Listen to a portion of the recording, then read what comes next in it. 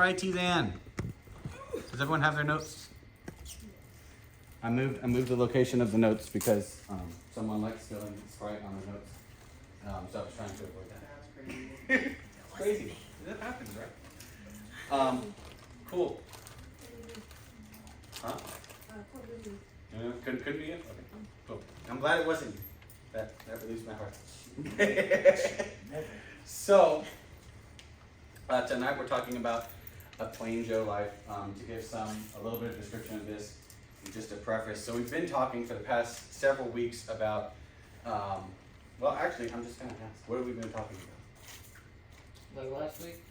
All the last weeks, the last like 4 weeks. You won't hurt my feelings or anything. 4 don't weeks, worry. 5 weeks. Ourselves and like self-discovery, I feel like. Okay, And ourselves, then the fit. the fit, yes. The era, you know, Yeah. like The errors. Our era, awesome. Yeah, exactly. So you're tracking, you're right on pace.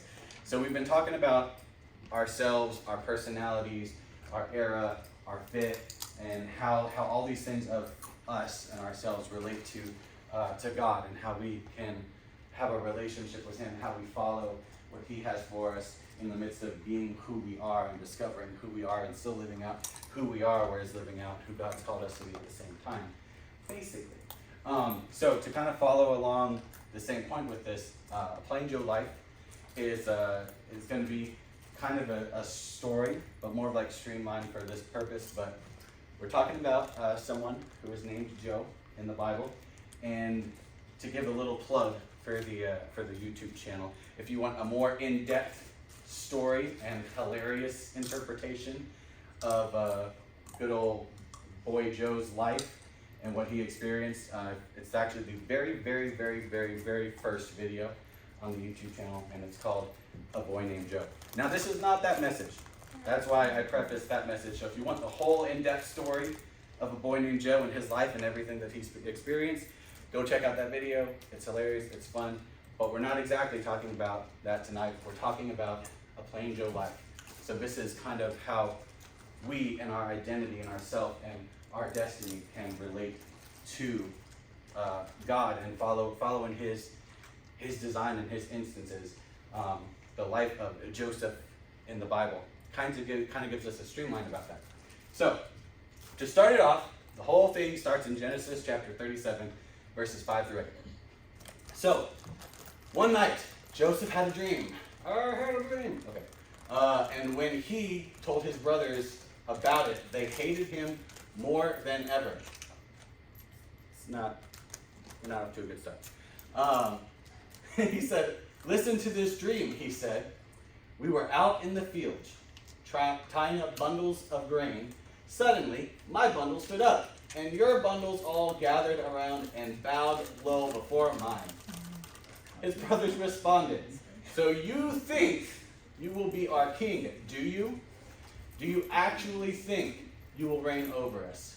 And they hated him all the more because of his dream and the way that he talked about them. I can't blame them because. I would hate him too, but I would Yeah. not like. He's really cocky. I would not selfishly. He's a lot of words. God had to work on him. Right.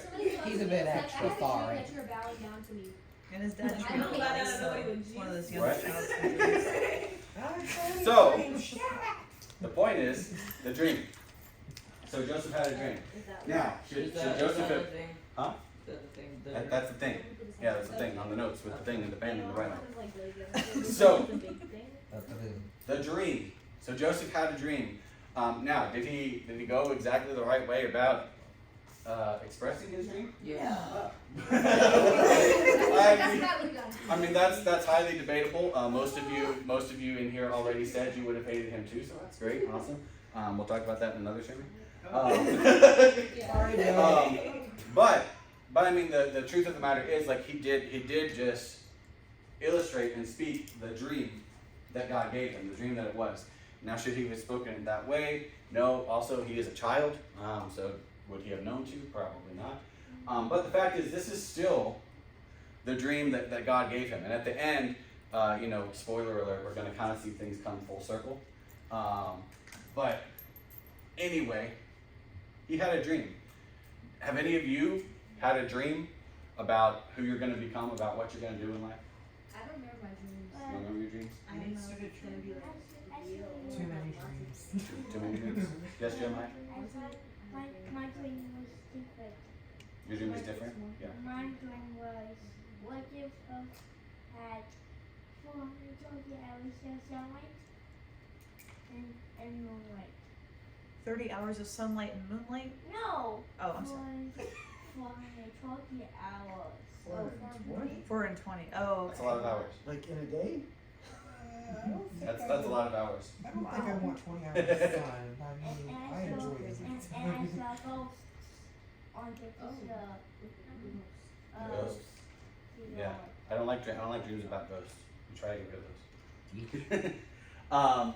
So the dream. So the thing is that some of us have, forgotten our dreams. Some of us maybe don't think we've ever had a dream like that about ourselves, about who we're supposed to be, about what's going to happen in our lives. But at some point or another, everyone has some kind of dream about their life, and God also gives you purpose and gives you dreams for who you're going to become, because again, He cares about you deeper than anyone else ever could. So when we have these dreams, like Joseph had these dreams, and we look at the life of Joseph, because again, like I said, spoiler alert, his dream kind of comes full circle. So it can kind of show us how, or at least some instances and principles of how to walk through our life and with these dreams and with the callings and with where we want to end up in life and how to handle that and how to endure sometimes as well. So the next step is you have to protect the dream.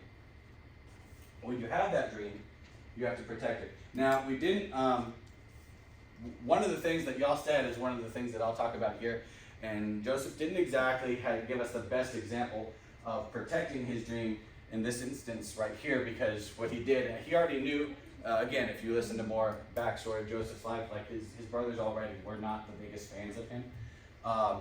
So one would think he probably had some kind of idea that they probably weren't going to like hearing about this dream. So if you want to protect your dream that God's given you, something you might not want to do is spill it out in front of people who are immediately going to shoot it down or come back at you or give you problems or even try to stop or inhibit the dream, especially the dream that God's given you. So we have to protect those dreams. We have to hold on to it. We have to keep it close to our heart. We have to keep it tight to us. We should share it with the people that are close to us, with the people that love us, with the people that support us, so we have some kind of strengthening system of people that are going to encourage us along this dream and are going to help us follow that path and build that life. But we have to do those things and take those steps in order to protect the dream, because otherwise we might, like some of you have already said, we might forget about it, or we might have even come to the point to where we feel like we haven't even had one. But when you have that dream, it's important to protect it.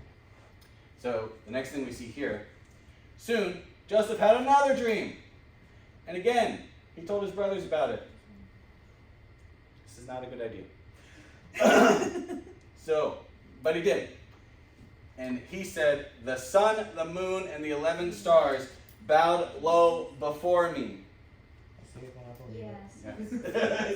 It's not Someone had own blood. That's all. Right. To a certain extent, can we give you some grace? right. It's like, All right. get it Probably humility. not a good idea in expressing it to him. But the one thing that he does show us here, the one thing that he does illustrate, is that we have to walk in the dream. Yeah. If God has given you a dream, not only do you have to protect it and keep it close, but you have to walk in it. You have to take those steps. You have to have that belief and follow that belief in that God is going to do what He said He's going to do, and that your dream, as unreachable as it sounds, I mean, sun, moon, and stars, okay, that sounds pretty unreachable. But Joseph still walked in that dream, and we have to walk in the dreams that God gives us, because that's the only way we're going to end up at that final conclusion. It might be, something crazy like, I don't know. Everyone has their own dreams. But like say something like, President of the United States, whatever.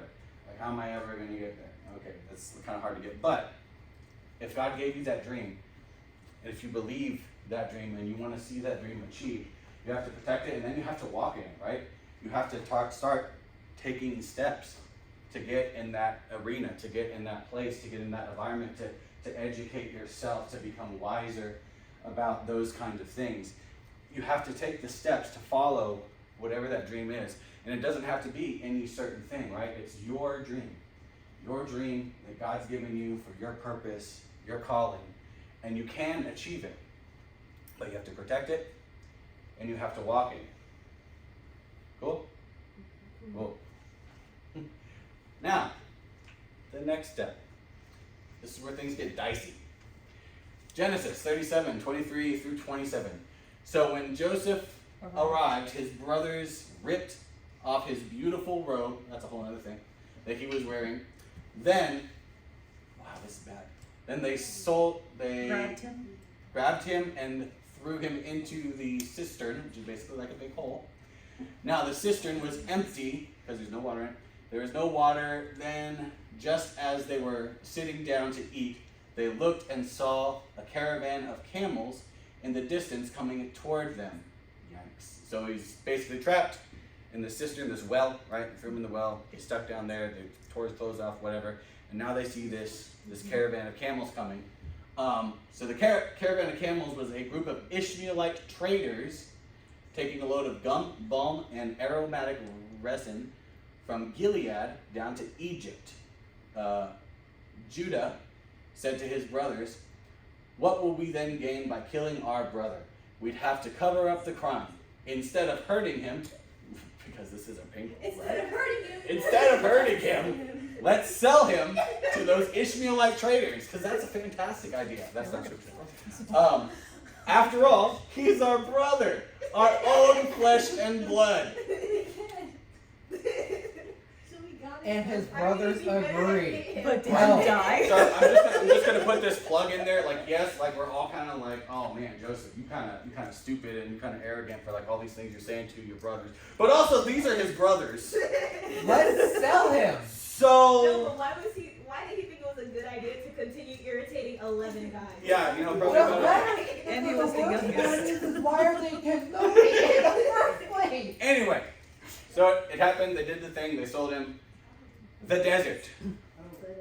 Yeah. So when we're following our dream, when we have these things that we're going for, we're gonna end up experiencing deserts, right?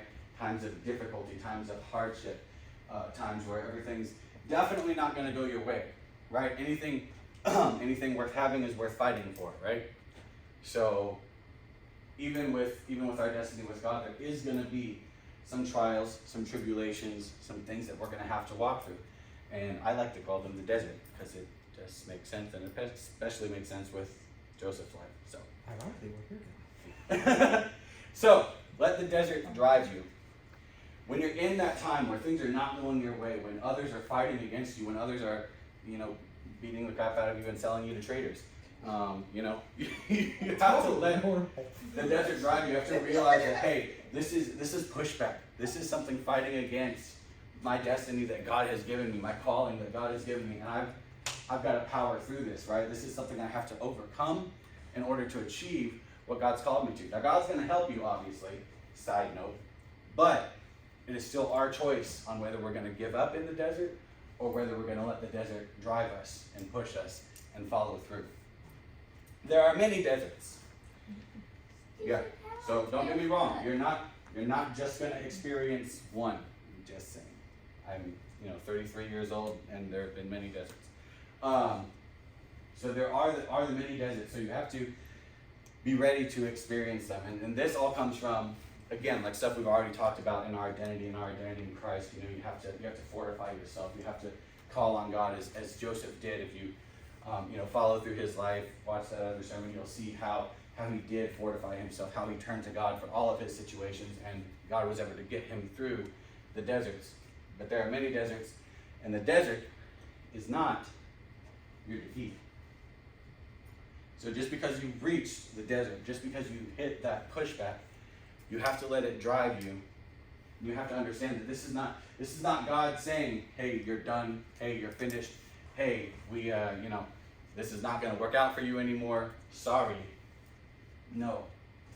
It's a desert. It's something to overcome. It's something that that God can show you his grace and mercy and his power throughout. So you have to realize that the desert is not your defeat.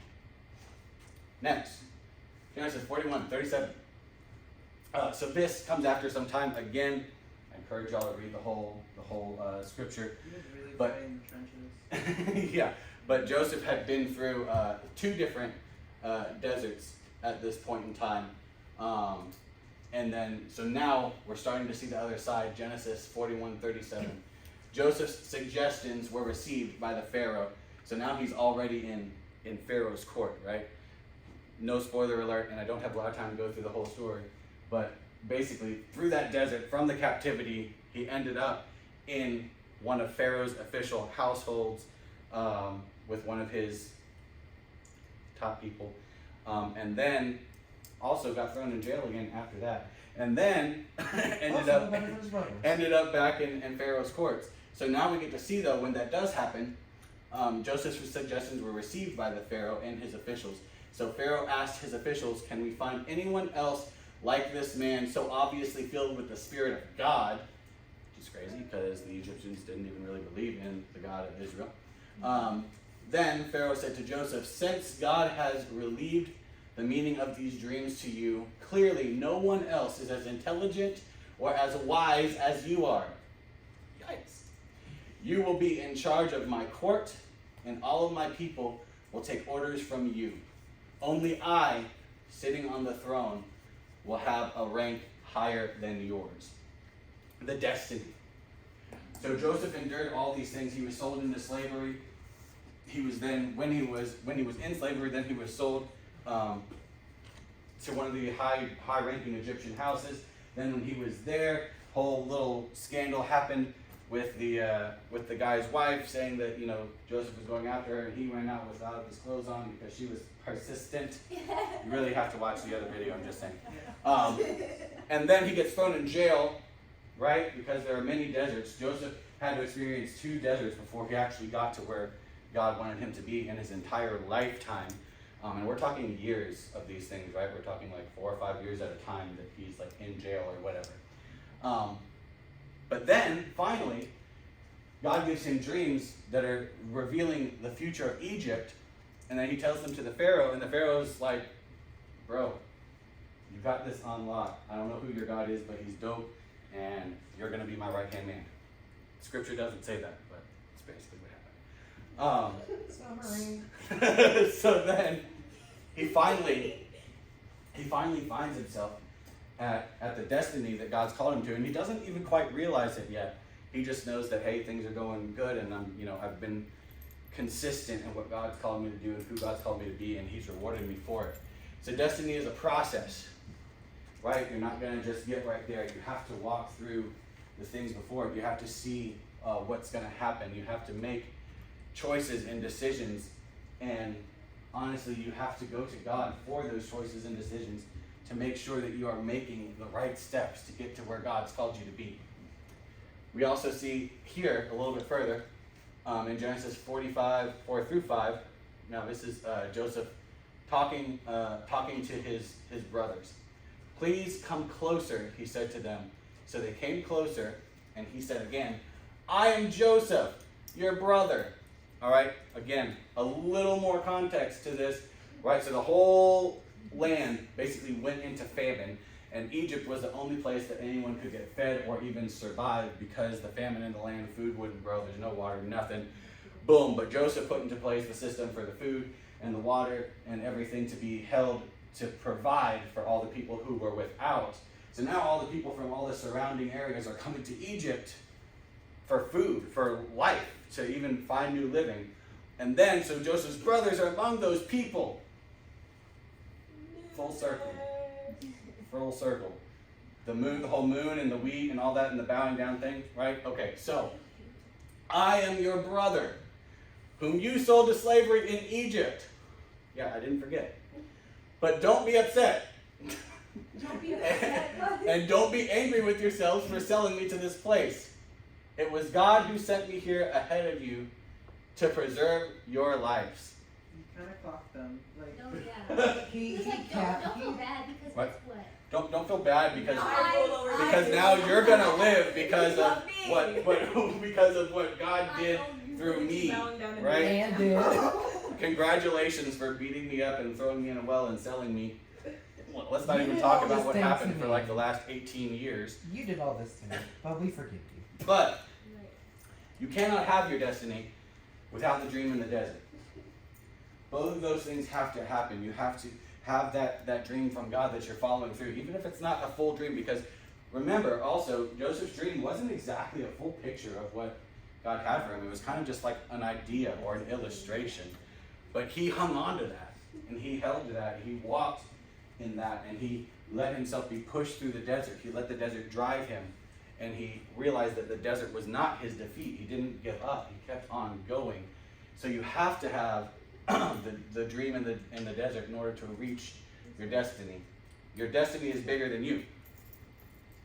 So this destiny they have, and even in this single illustration, so right, it's about his brothers bowing down to him, right? And his parents bowing down to him in both of these illustrations. So it looks kind of like his dream, his destiny or whatever. Looks like it's about him, right? Is that fair? Does that seem, because we already said that he sounded kind of arrogant when he was talking about it, right? Yes. Yes. All arrogant, Yeah. all fabulous, Right. until they have to go bow down to him. So it really seemed like that, but the fact is that it was much bigger than him. Your destiny is much bigger than you, because this destiny, even though it seemed like it was about him, it was about saving and preserving his entire family and his entire nation of people, because they would have gone without. The whole surrounding area would have died off because of this famine if it were not what Joseph went through and what Joseph became by fulfilling his destiny that God had given him in a dream years and years and years ago. So your destiny is not just about you. It is about you, but also understand that what God has for you, your destiny for you, is going to affect so many other people than just you. So you're going to be able to not just help yourself, but you're going to be able to be a blessing to others, to help others, to preserve others, to free others. And your destiny, it's eternal. So it doesn't just stop with, what happens. It doesn't just stop with a position or a circumstance. It's eternal. It has to do with both what you're doing here on earth that's going to affect multitudes of people, and then they're going to affect multitudes of people, and they're going to affect multitudes of people, and that goes down the line on earth. And then you're also affecting your own and everyone else who is second hand, third hand, fourth hand, fifth hand, etc., touched by what you did. It's going to affect their eternal life as well. So we are talking about things happening in this world and destiny in this world and what's going to happen in this world. Don't get me wrong about that. But it also doesn't stop there. It goes past that. It continues beyond even our life on this earth for us specifically, and beyond the life on earth for those who we touch, for those who we encounter, for those who we impact. So you need to know that your destiny is eternal. Cool. I think Moses would try to be like a power duo. Bro, Think about it. yeah. It was literally like the two movies in it. They just put them in colors, bro. No, Go seriously. figure. I was thinking about that the whole time. No, that's what I see when I hear this story. Right, it's fair. It's like Prince of Egypt. This is the girl I get him back to. So I'm gonna go ahead and pray real quick, and then we'll have some time for discussion as well. And leave, yeah. Eventually we'll leave too. So if all of y'all could bow your heads, close your eyes.